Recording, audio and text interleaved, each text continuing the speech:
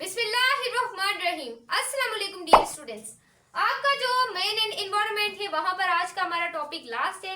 इसका नाम है बच्चों एनर्जी, कि किस तरीके से बच्चों हम करंट हासिल कर सकते हैं, इलेक्ट्रिसिटी हासिल करते हैं, फॉसिल फ्यूल से कैसे करते हैं, जो मर जाते हैं उनसे कैसे एनर्जी लेते हैं, उसके बाद विंड पावर से कैसे एनर्जी लेते हैं और टाइडल पावर से कैसे इलेक्ट्रिसिटी लेते हैं, उसके बाद न्यूक्लियर एनर्जी से कैसे इलेक्ट्रिसिटी लेते हैं, वाई कैसे, उसके बाद बच्चों जियोथर्मल एनर्जी से कैसे इलेक्ट्रिसिटी लेते हैं मैम इम्पॉसिबल, मैं पॉसिबल करके दिखाऊंगी। उसके बाद है सॉलिड वेस्ट, ये जो नहीं गाय का गोबर होता है उससे भी एनर्जी इलेक्ट्रिसिटी बन सकती है, कैसे मैम आपको प्रूफ करवाएंगी। तो जो स्टूडेंट चैनल पे आए हैं लाइक सब्सक्राइब और शेयर कर दें। Let's get started. तो बच्चों यहाँ पर देखिए, अब जो इंसान है उसे हमने डाल दिया है मिट्टी के अंदर। अब उस इंसान को काफी सदियां हो गई हैं। स्टूडेंट यहाँ पर देखें, ये वीडियो ही नहीं चल रही थी, मेरा ये टॉपिक सारा ऐसे ही इन्वेस्ट हो गया पढ़ाना, मैं दोबारा से ये पढ़ा देती हूँ। हमारे पास क्या होते हैं, फॉसिल फ्यूल्स। अब बच्चों याद रखिएगा, जो इंसान मर जाते हैं, सदियां गुजर जाती हैं, तो उनकी हड्डियों में से हमें ऑयल मिलता है और उनकी हड्डियों में से हमें नेचुरल गैसेस मिलती है और पेट्रोल मिलता है। तो बच्चों जब इंसान मर जाता है फॉसिल फ्यूल से, याद रखिएगा पूरी जो वर्ल्ड है, पूरी जो दुनिया है, पूरी दुनिया के अंदर बच्चों 95% है प्लांट्स और एनिमल्स है, बाकी 5% में कौन है 5%, तो 5% बच्चों आपके कीड़े मकोड़े हैं, इंसेक्टिवोरस वगैरह। बच्चों याद रखिएगा 95% प्लांट्स एनिमल, ये रेंज भी याद रखनी है। उसके बाद हम पढ़ेंगे कि हाइड्रो इलेक्ट्रिक पावर, उसके बाद हम पढ़ेंगे टाइडल, उसकी ये सारे प्रोसेस पढ़ेंगे। अब बच्चों हाइड्रो इलेक्ट्रिक पावर का अमल कैसे होता है। अब बच्चों ये एक सरफेस है, मैम क्या है, ये एक, पहले भी बच्चों ये देखिए मैं आपको समझा कर गई हूँ। अब देखिए मेरे बच्चे, ये क्या है, एक सरफेस है, दिस इज आ सरफेस। अब इस सरफेस के ऊपर बच्चा क्या होगा, मैं एक खास हाइट पर इस पानी को ले जाऊंगी, एक वाटर को सरफेस से अगर मैं किसी खास हाइट पर ले जाती हूँ तो वहां पर एक पोटेंशियल एनर्जी स्टोर हो जाएगी। मैंने आपको फिजिक्स में वर्क एनर्जी पावर चैप्टर में पढ़ाया था, जब भी आप किसी ऑब्जेक्ट को किसी खास हाइट पर लेके जाते हैं तब एक एनर्जी आप लोगों के पास आ जाती, स्टोर हो जाती है, जिसे आप पोटेंशियल एनर्जी। तो यहाँ पर भी फिजिक्स को फील करें, यहाँ पर भी फिजिक्स को फील करें। अब दोबारा से देखना पड़ेगा कि वीडियो बंद तो नहीं होगी। अब देखें एक सरफेस है, किसी पानी को मैं खास हाइट पे ले जाऊंगी, उसमें पोटेंशियल एनर्जी स्टोर हो जाएगी। अब मैंने आपको एक अमर पढ़ाया था, इंटर कन्वर्जन, फिजिक्स के अंदर पढ़ाया था कि पोटेंशियल चेंज होगी काइनेटिक में, फिर काइनेटिक को पोटेंशियल में चेंज होगी, ऐसे इंटर कन्वर्जन होती रहेगी। अब पोटेंशियल एनर्जी कहां पर अब चेंज हो जाएगी, काइनेटिक एनर्जी में। अब बच्चों यहाँ पर लगे होंगे टरबाइन, टरबाइन के अंदर क्या लगा होगा, पंखा, क्या लगा होगा, पंखा। अब ये जो पंखा है ये क्या करेगा, रोटेट करेगा, लेकिन ये पंखा रोटेट करेगा तब इलेक्ट्रिसिटी, करंट नहीं बनेगा इतनी जल्दी। करंट मैम कैसे बनेगा, मैम क्या ही आप लॉजिक लगाएंगी। अब बच्चों इस टरबाइन के अंदर दो मैग्नेट्स होंगे और इस दो मैग्नेट्स के दरमियान में एक कॉइल लगा होगा, और वो जो कॉइल है ये क्या करेगा, रोटेट करेगा ये जो टरबाइन है, पंखा है इसके अंदर, और तब हमें क्या मिलेगी, इलेक्ट्रिसिटी क्या मिलेगा, करंट मिलेगा।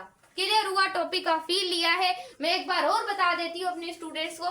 देखिए ये कोई सरफेस है, इस सरफेस से मैं पानी को एक खास हाइट पे ले जाती हूँ, तो एक खास हाइट पर ले जाने की वजह से एक पोटेंशियल एनर्जी स्टोर हो जाएगी, स्टोर हो गई।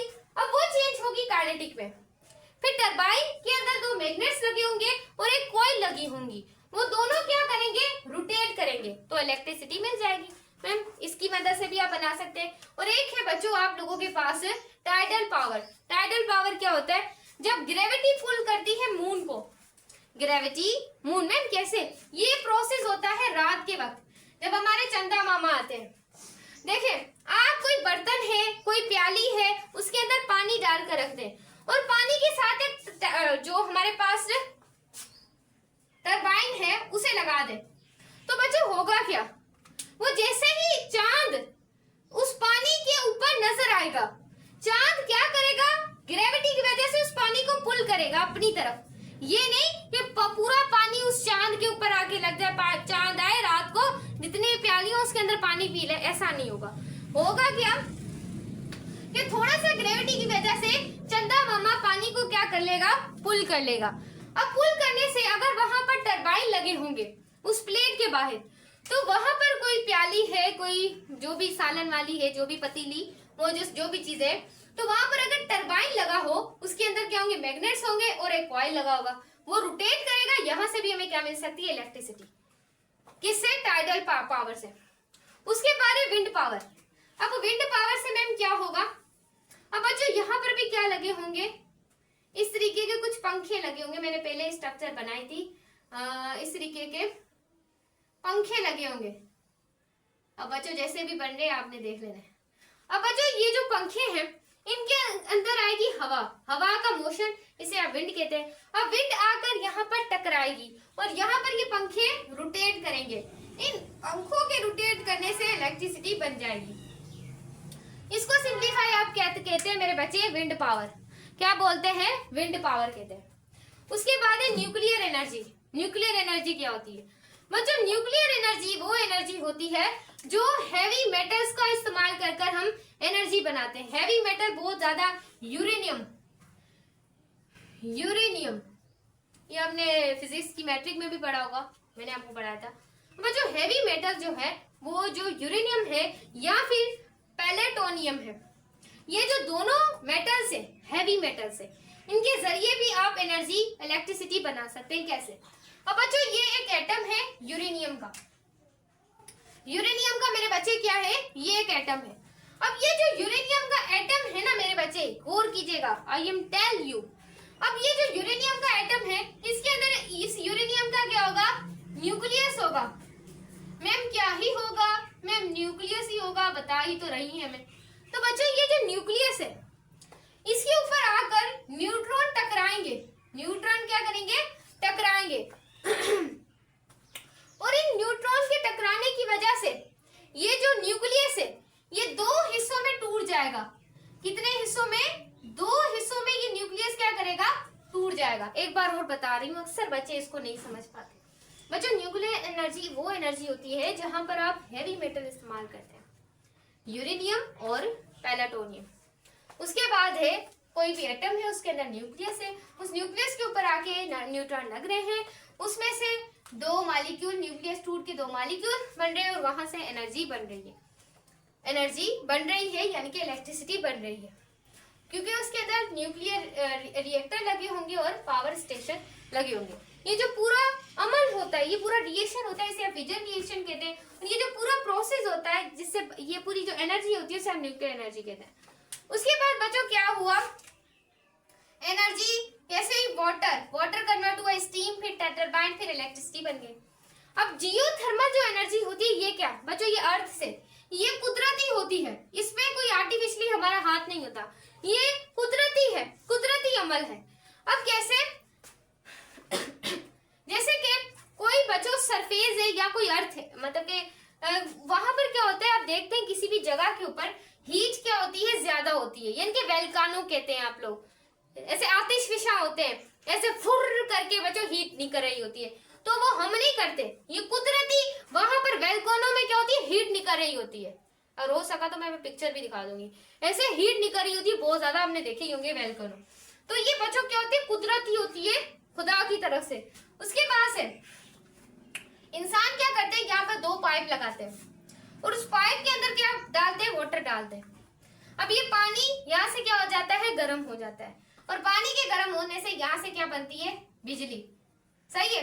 अब एक है सॉलिड वेस्ट। अब गाय का जो गोबर होता है, अब इंसान क्या करते हैं, पंजाब के अंदर यहाँ जो पंजाबी लोग होते हैं या दूसरे जैसे लोग होते हैं, वो गाय का जो गोबर है ना, उसको एक जो स्लिट होती है उसके अंदर डालते हैं, और गाय का गोबर के अंदर मीथेन गैस प्रोड्यूस होती है। वहां पर कुछ दिनों के बाद बैक्टीरिया उसमें रिएक्शन करते हैं और बैक्टीरिया के रिएक्शन करने से मीथेन गैस निकलती है। वो मीथेन गैस की वजह से पूरे घर में लाइट रोशन हो रही हुई, ना कोई बिल है ना कुछ है। गाय के गोबर को किस स्लिट के अंदर डालो और बच्चों इलेक्ट्रिसिटी बना लो, काहे को।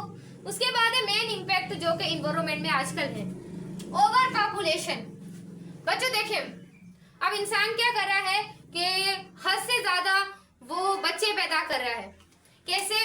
पॉपुलेशन बढ़ रही है पूरी दुनिया में, तो कोई कोई ऐसे मुल्क होते हैं जहां पर पेरेंट्स को ये कहा जाता है 2 बस बच्चे होने चाहिए, इससे ओवर हुआ तो तुम्हें कंट्री से बाहर निकाल दिया जाएगा। तो इस वजह से पाकिस्तान के अंदर तबाही क्यों हो रही है? इस वजह से हो रही है क्योंकि वहां पर हुकूमत कहती ही नहीं है कि भाई 2 बहुत है। यहाँ पर जो गरीब आवाम होती है उनके इतने बच्चे होते हैं, वो उनका फ्यूचर नहीं बना सकते, तो उन्हें लिमिटिंग करना चाहिए ताकि वो अपने बच्चों का फ्यूचर बना सके।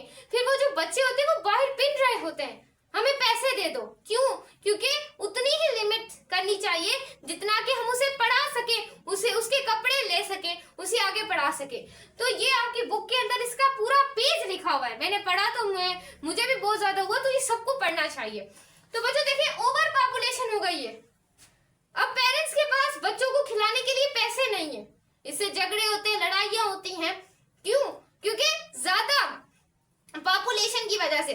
अगर वही घर में 2-3 लोग हों तो नहीं लड़ाई होगी, क्योंकि उनका खर्चा पूरा हो रहा होगा। तो पाकिस्तान के अंदर बहुत लड़ाई है इस वजह से, क्योंकि पॉपुलेशन बहुत ज्यादा है। एक इंसान के 10-12 बच्चे होते हैं, इसके 5, किसी के 6, तो कई मुल्कों के अंदर 2 से ज्यादा नहीं है। उसके बाद है डेमोग्राफी। अब डेमोग्राफी क्या होती है? एक ऐसा प्रोसेस होता है जिसके अंदर ये जो अवाम ज्यादा से ज्यादा बच्चे पैदा करती हैं, उन्हें रोकने के लिए इन प्रोसेस को आप क्या बोलते हैं? डेमोग्राफी कहते हैं। उसके बाद है पॉपुलेशन प्रेशर। अब पॉपुलेशन का प्रेशर कैसे पड़ता है? बहुत आसान है मैम, जल्दी बता दें आप बच्चों। ऐसा कि अब काफी ज्यादा ऐसी अवाम है जो इंटर पास है, अब इंटर पास है, उसे जॉब नहीं मिल रही, उसका कंपटीशन है, अवाम बढ़ गई है, बहुत ज्यादा बच्चे हैं, वो बड़े हो गए हैं, फ्यूचर बना रहे हैं तो इंटर के बाद वो जॉब के लिए अप्लाई करते हैं, उन्हें जॉब नहीं मिलती, पहले मिल जाती थी क्योंकि जब आवाम कम थी। तो जिसने ग्रेजुएशन की होगी उसे क्या मिलती है? गवर्नमेंट जॉब मिलती है। से ग्रेजुएशन नहीं की वो गवर्नमेंट। और बच्चों जिनके माँ बाप ने उन्हें पढ़ाया ही नहीं, वो आज रोड पे बेचारे ऐसे वैसे चल रहे हैं, क्योंकि उनका माँ बाप ने कोई फ्यूचर ही नहीं बनाया। वो बेचारे कहीं इधर ख्वार, कहीं उधर ख्वार, इधर ऐसे वैसे वैसे वैसे। तो बुक में लिखा हुआ है कि जितने उतने बच्चे हो उनका फ्यूचर बनाए, उन्हें चीजें दें ताकि उन्हें ख्वार ना होना पड़े, ना ही उनके बच्चों को। तो पढ़ाया लिखाया आज की जो पूरा हमारा पेज है उसके ऊपर लिखा गया है कि बच्चों को नॉलेज देना लाजमी है, ज्यादा से ज्यादा लाजमी है, भले वो बॉय हो या फिर गर्ल हो। उसके बाद है डिफोरेस्टेशन, यानी कि ज्यादा से ज्यादा आज की आवाम क्या कर रही है? दरख्त की दुश्मन बनी हुई है, उसे काट रही है और वहां पर अपने महल खड़े कर रही है। ए भाई 2 करोड़ का मेरा घर है, नहीं तेरा 4 करोड़ का है, मेरा आगे 7 करोड़ का खड़ा है। बच्चों इस तरीके से आवाम के पास ज्यादा पैसा है जिनके पास, तो वो क्या कर रहा है? दरख्तों को हटाकर अपने घर खड़े कर रहा है। तो ये थी आज का हमारा last topic and the last topic of the last chapter of the inter class. मिलते हैं अब, जब आप या अगर आप चाहेंगे और चैप्टर पढ़ाने का तो अब आप इंशाल्लाह टॉप कर सकते हैं। मिलते हैं नेक्स्ट वीडियो में, दुआ में याद रखिएगा।